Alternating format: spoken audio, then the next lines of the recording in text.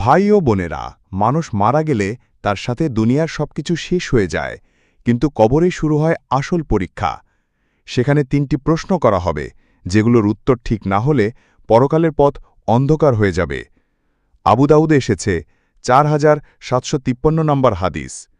আল্লাহর রাসূল সাল্লাল্লাহু আলাইহি ওয়াসাল্লাম বলেছেন, عن البراء بن عازب قال قال رسول الله صلى الله عليه وسلم إذا قبر الميت فيقال له من ربك وما دينك ومن نبيك অর্থ রাসূলুল্লাহ সাল্লাল্লাহু আলাইহি ওয়াসাল্লাম বলেছেন, যখন মৃতকে কবর দেওয়া হয় তখন তাকে বলা হবে, তোমার প্রতিপালক কে, তোমার দিন কি, আর তোমার নবী কে? এই ৩ প্রশ্নের সঠিক উত্তর কেবল সেই দিতে পারবে যে দুনিয়াতে আল্লাহকে রব মেনে ইসলামকে দিন হিসাবে গ্রহণ করে আর রসূল সাল্লাল্লাহু আলাইহি ওয়াসাল্লামকে অনুসরণ করে জীবন কাটিয়েছে।